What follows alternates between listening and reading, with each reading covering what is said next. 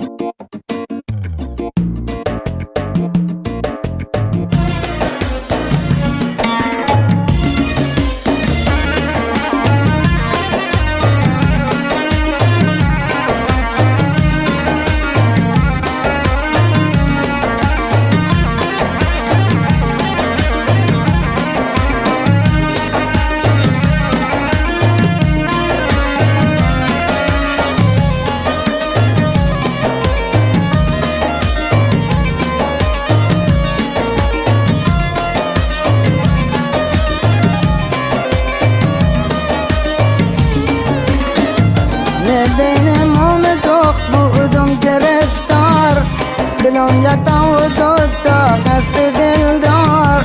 خودم عاشق به دخت بودم به صد دل، موم دخت عاشقم بوده هزار بار.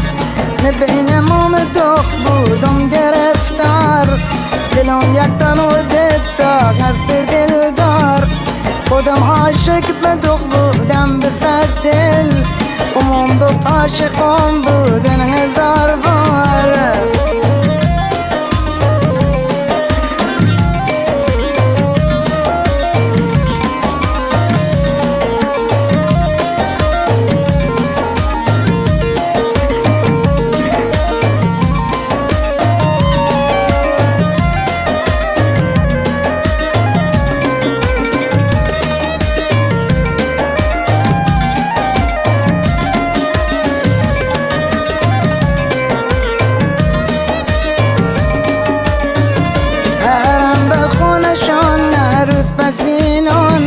شاید خلوت بشه دیارم بگینم، ولی از وقت زشتم ماگی چیلن. مومی جدید عنین دید رو برومون، ارهم بخونشون عروس بسینون. شاید خلوت بشه دیارم بگینم، ولی از وقت زشتم ماگی چیلن. مومی جدید عنین دید رو برومون.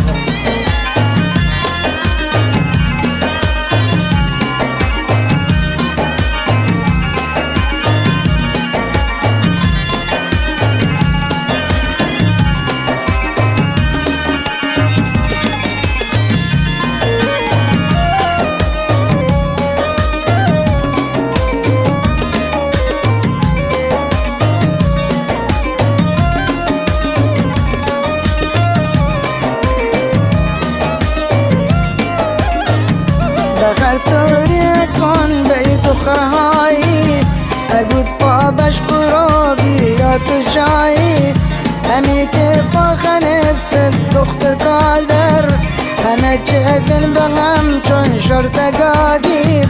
بخر توری کن بیت خواهی، اگود پابش برو بیا تو شایی. همی که پاخنست دخت قادر، همه شهزن بغم چون شرط گاهی.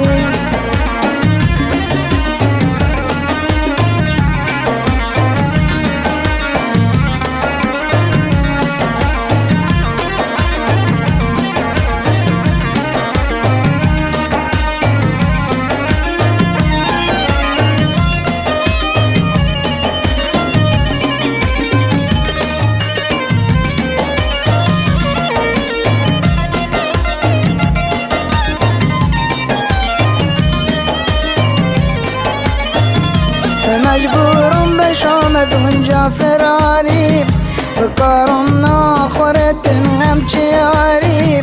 یا باید می بخر دوتا بسازم، یا که دیگه برم و یک کناری. مجبورم بشم از اونجا فراری، بکارم ناخورت هم چیاری یا باید می بقر دوتا بسازم یا که برم بنیندم یک کناری